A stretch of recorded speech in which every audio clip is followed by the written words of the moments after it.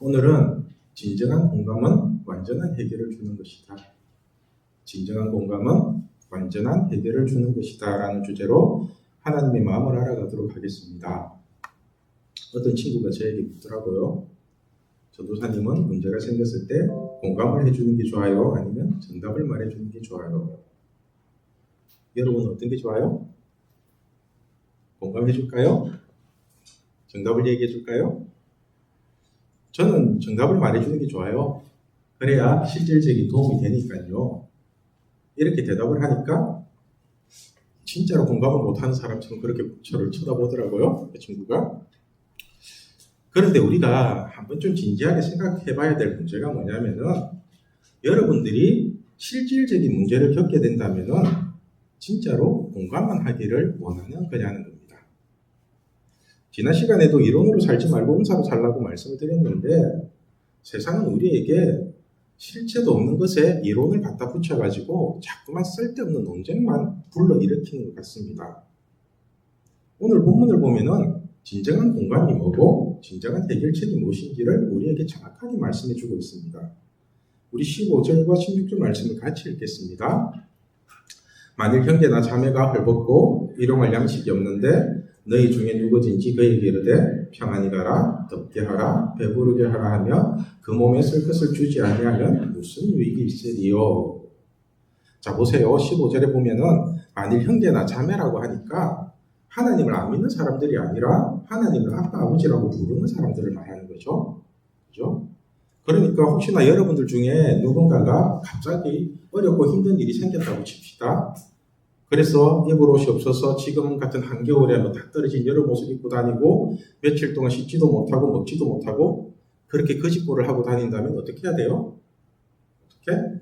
모른 척 쌩까고 그렇게 외면하든지 아니면은 공감한답시고 아이고 많이 힘들지 날이 이렇게 추운데 옷 좀 따뜻하게 입고 다니고 겨울에도 안 씻으면 냄새 많이 나니까 좀 힘들어도 씻고 저기 할매 국밥집 가면은 좀 싸게 파니까 거기 가서 국밥 한 그릇 사 먹고 이렇게 말만 한다면은 여러분 이게 공감이라고 생각하세요? 그렇죠? 그래서 16절에 하시는 말씀이 너희 중에 누구든지 그에게 이르되 평안히 가라, 덥게 하라, 배부르게 하라 하며 그 몸에 쓸 것을 주지 아니하면 무슨 유익이 있냐는 겁니다. 무슨 유익이? 여러분 진정한 공감이 뭐고 진정한 해결책은 뭘까요? 평안히 가라, 덥게 하라, 배부르게 하라고 하면서 무슨 대단한 공감을 하는 것처럼 걱정을 해주거나 아니면은 어떤 해결책이라도 주는 것처럼 그렇게 말만 한다면 그것이 진정한 공감이고 진정한 해결책이 될까요?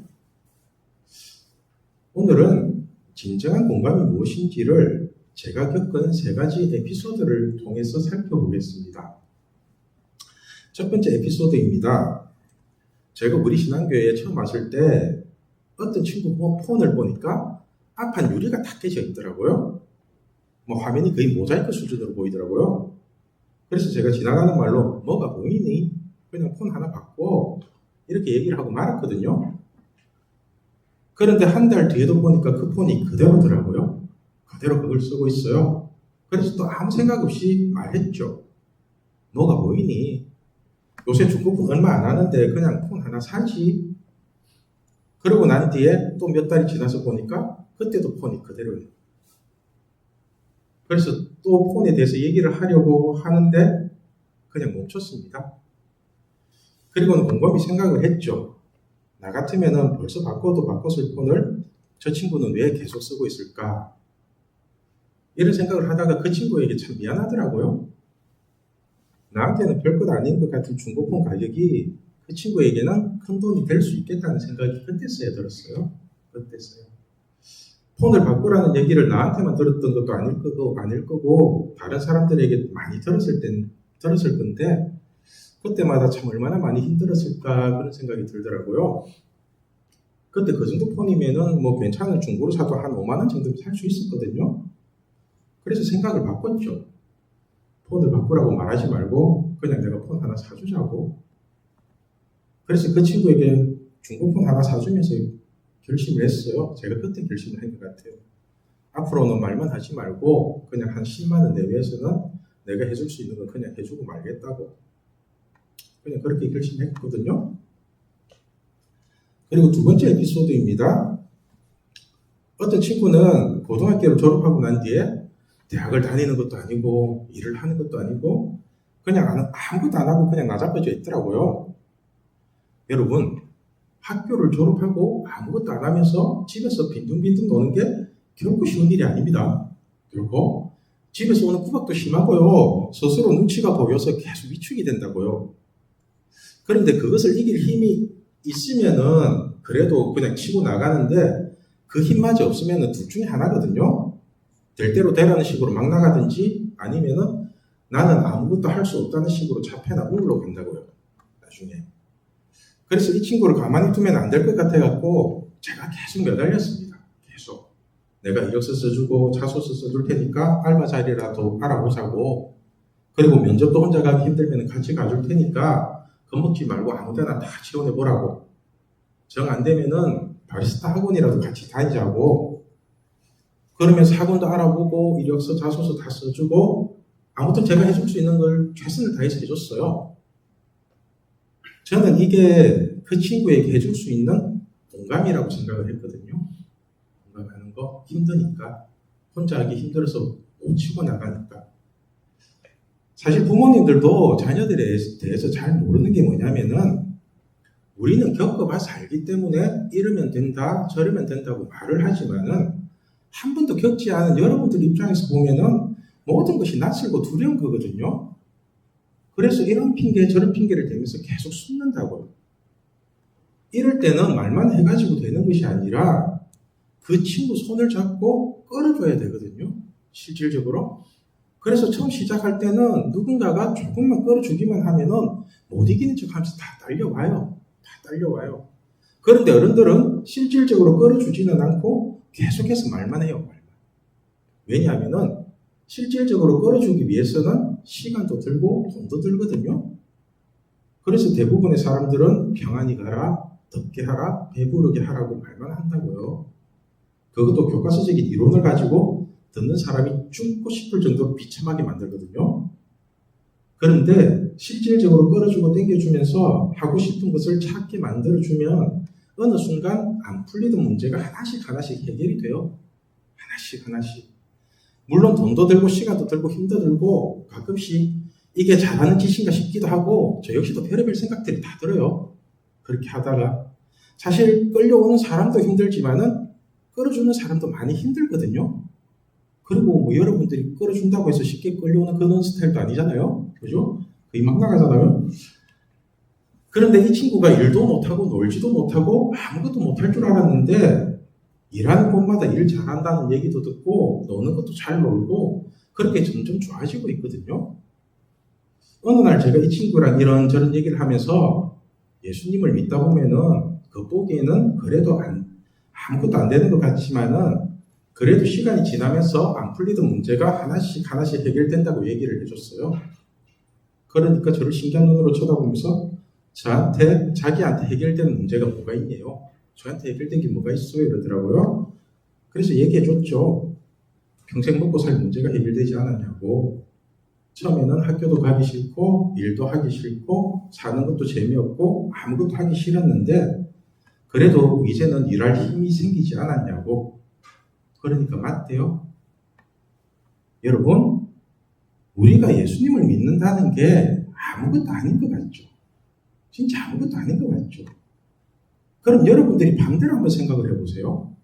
여러분들이 교회를 안 다니고 예수님을 믿지 않았다면 인생을 잘 살고 있었을 것 같아요. 여러분 이렇게 착하게.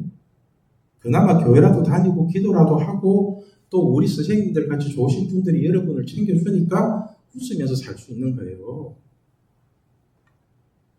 그렇죠? 참 고맙죠? 그렇죠? 마지막으로 세 번째 에피소드입니다. 지난 10월 11일 화요일 4시쯤에 한 통의 전화가 걸려옵니다.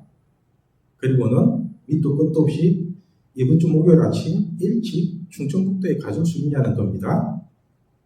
이유인즉슨 자기가 극동대에 면접을 봐야 하는데 워낙 중구석이라 주변에 숙소도 없고 가는 교통편도 없고 그래서 자기 머리로는 어떻게 할 방법이 없으니까 저에게 전화를 한 겁니다. 여러분은 이런 부탁을 받았을 때 어떻게 해야 할까요? 충청도 같이 가세요. 공감을 해야 할까요? 정답을 말해줘야 할까요? 저는 이런 부탁을 받았을 때 가장 먼저 생각하는 게 뭐냐면은 내 딸이면 어떻게 할까? 이런 생각을 하거든요. 내 자식이면 어떻게 할까? 그래서 여러분들 부탁을 잘 거절 못해요. 잘 거절 못해요. 만약에 남이라고 생각을 하면 이렇게 말하겠죠. 아이고 무슨 그 시험 치러 가는 당일날 새벽에 잠도 못 자고 그렇게 올라가냐고. 그냥 미리 올라가가지고 하루 푹 쉬고 그렇게 면접 준비하고 그리고 아침에 일찍 그 택시 타고 가라고 그렇게 원론적인 얘기만 하겠죠.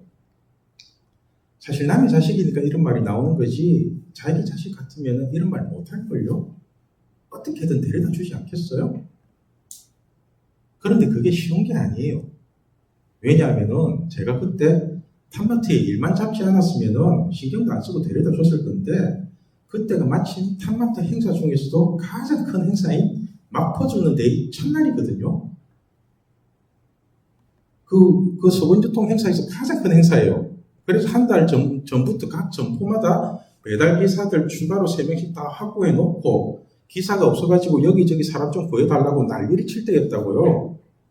그러니까 저도 일을 잘하니까 항상 가던 점포에 3일 동안 들어가기로 한 달 전부터 약속이 되어 있던 상황이었습니다. 그런데 이 친구의 전화를 받고서는 어떻게 해야 될지 모르겠더라고요. 그래서 일단 그 친구에게 내일 일을 빠질 수 있으면 가능한데 일을 못 빠지면 어떻게 될지 모르겠다고 얘기를 하고는 전화를 끊었습니다. 그리고는 저에게 이제 일감을 주는 우리 팀장에게 전화를 했죠.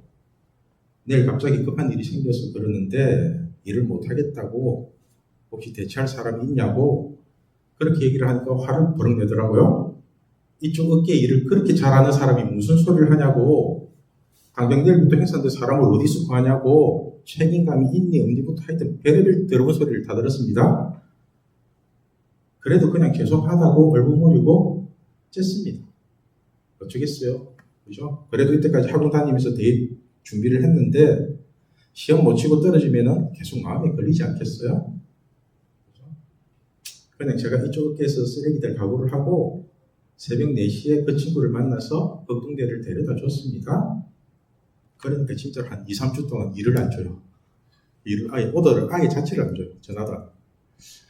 하여튼 그렇게 일당 다 포기하고 왔다 갔다 경비 제가 다 내고 그렇게 올라갈 때 5시간 그리고 내려올 때는 그 친구는 그 다음날 서울에서 다른 대학교 면접이 있다고 서울로 올라가고 혼자서 6시간 달려서 부산에 왔습니다. 여러분 제 차가 다마스인 거 아시죠? 다마스는 고속도로를 달리는 차가 아니고 일반 시내발이를 하는 차거든요. 제가 고속도로 올라가면서 다마스 한 대도 못 봤습니다. 와, 이런 다마스를 타고 10시간 이상을 운전한다고 생각만 해도 깝깝하죠. 제가 이 친구에게 차도 힘들고 탐마트 일 때문에 안 된다고 하면서 걱정대에 안 데려다 줘도 제가 잘못하는 게 아니죠. 그죠? 그렇다고 제가 데려다 준다고 해서 저에게 이익이 되는 게 1도 없잖아요. 아무 이익이 없거든요. 100% 손해지 남는 게 1도 없어요. 그런데 제가 이렇게 하는 이유가 뭘까요? 왜 그럴까요? 바보라서 그럴까요? 호구라서 그래요? 고린도전서 4장 14절을 보면 이런 말씀이 있습니다. 내가 너희를 부끄럽게 하려고 이것을 쓰는 것이 아니라 오직 너희를 내 사랑하는 자녀같이 권하려 하는 것이라. 그러니까 제가 이렇게 실질적인 에피소드를 들며 얘기하는 것은 여러분들을 부끄럽게 하거나 또는 제 자랑을 하기 위해서 하는 것이 아니라 오직 여러분들을 내 사랑하는 자녀같이 대하고 어떻게든 하나님 안에서 살아가길 원해서 이루는 겁니다. 그리고 15절에 사람을 살리는 가장 핵심적인 말씀을 합니다. 우리 15절 말씀 같이 읽을게요. 그리스도 안에서 1만 서성이 있으되 아버지는 많지 아니하니 그리스도 예수 안에서 내가 복음으로써 너희를 낳았음이라. 여러분, 그리스도 안에서 서성은 1만 명이나 될 정도로 많이 있답니다. 그런데 아버지는 많지 않답니다. 그러니까 우리가 어떤 문제에 대해 공감한답시고 바른 말을 하고 옳은 소리를 하는 사람은 천지백가지로 있대요. 널렸대요, 주변에. 그런데 진짜 아비의 마음을 가지고 여러분들을 살리려는 사람은 많지 않다는 겁니다. 하나님을 아빠, 아버지로 부르는 사람의 기준은 모두가 형제, 자매이고 부모와 자식의 관계로 서로를 대해야 합니다. 그래서 스승이 아닌 아비의 마음을 가지고 여러분들이 말씀으로 거듭나도록 만들어야 한다는 것입니다. 이것을 15절에는 그리스도 예수 안에서 내가 복음으로써 너희를 낳았음이라 라고 표현을 하고 있습니다. 여러분들은 저나 우리 선생님들과 교제를 할 때 일반 스승으로 다가오기를 원하십니까? 아니면은 부족하지만 여러분들을 사랑하는 아비의 모습으로 다가오기를 바라십니까? 어떤 모습이 좋아요?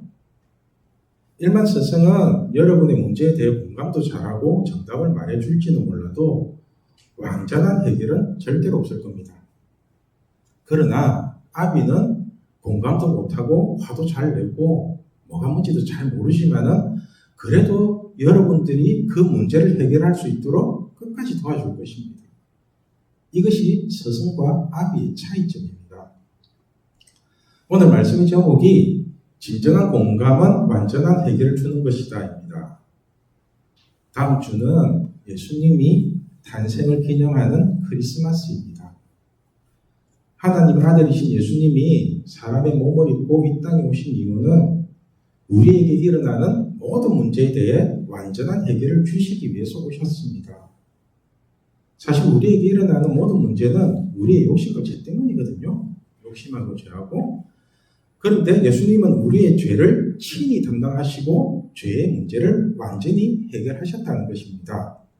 베드로전서 2장 24절 말씀 우리 같이 읽겠습니다. 친히 나무에 달려 그 몸으로 우리 죄를 담당하셨으니 이는 우리로 죄에 대하여 죽고 의에 대하여 살게 하려 하심이라. 그가 채찍에 맞음으로 너희는 남을 얻었느니라. 여러분, 예수님이 친히 나무에 달려서 그 몸으로 우리의 죄를 친히 담당하셨답니다. 그 이유가 우리로 죄에 대해서 죽고 의에 대하여 살기 위해서랍니다. 그리고 예수님이 채찍에 맞았기 때문에 우리가 나음을 얻었답니다. 그러니까 우리가 이 24절의 말씀을 믿는다면 죄에서 구원을 받을 뿐만 아니라 육체적인 병이든 정신적인 병이든 어떤 병에 걸렸을지라도 나음을 얻을 수 있다는 것입니다. 사실 저는 친히 나무에 달려, 이 친이라는 단어가 너무 마음에 와닿습니다. 친히. 만약에 예수님이 십자가에 달려 죽지도 않고 입만 살아가지고 예수 믿으라고 떠든다면은 저는 아마도 예수님을 절대로 믿지 않았을 겁니다. 나는 힘들어 죽겠는데 모든 지혜와 모든 능력을 다 갖추신 분이 뒷짐만 지고 구경을 하면서 말로만 떠든다면은 그게 무슨 하나님이고 그게 무슨 아빠 아버지입니까? 그런데 우리 아빠 하나님은 친히 모든 것을 담당하시고 우리의 모든 문제를 친히 해결하셨다는 거예요. 친히. 심지어는 히브리서 2장에 시험을 받는 우리를 돕기 위해서 고난도 친히 당하셨다고 말씀합니다. 히브리서 2장 18절 말씀을 공동 번역으로 읽으면은 그분은 친히 시험을 받으시고 고난을 당하셨기 때문에 시험 받는 모든 사람을 도와주실 수 있다고 되어 있어요. 친히 그렇게 시험을 다 받으셨대요. 그래서 우리를 도와주실 수 있대요. 완전한 공감이죠. 완전한 공감. 여러분, 우리에게 어떤 문제가 닥쳤을 때 완전한 해결만큼 좋은 공감이 있을까요? 완전한 해결? 우리 삶 속에서 일어나는 문제가 하나씩 해결되는 이유도 예수님이 친히 완전한 대가를 치렀기 때문입니다. 그 대가를 치러서 그래요. 여러분들이 어디 가서 음식을 배불리 먹을 수 있는 이유도 누군가가 그 음식값을 치르는 대가를 치르였기 때문입니다. 인생에 공짜 없습니다. 여러분들이 돈을 내지 않았기 때문에 공짜라고 생각될 뿐이지 여러분들의 부모님이나 아니면 다른 누군가가 그 대가를 반드시 지불하고 있다는 것을 명심하십시오. 마찬가지로 예수님은 우리의 모든 문제를 해결하기 위해서 십자가의 대가를 지불하고 이 땅에 오셨습니다. 그래서 우리가 우리의 모든 죄의 대가를 지불하신 예수님을 믿고 하나님을 아빠, 아버지라고 부를 수 있다면은 여러분은 이미 완전한 해결을 받은 것입니다. 진정한 공감은 평안히 가라, 덥게 하라, 배부르게 하라고 말만 하는 것이 아니라 하나님의 말씀을 믿고 행함으로 나타나야 된다는 사실을 명심하십시오. 우리 신앙교회 중고등부가 말로만 하는 공감이 아니라 컴포즈 커피라도 한 잔 사주면서 서로 협력하고 도와주는 그런 실질적인 공감이 이루어지는 믿음의 공동체가 되기를 소망합니다. 기도하겠습니다. 이 시간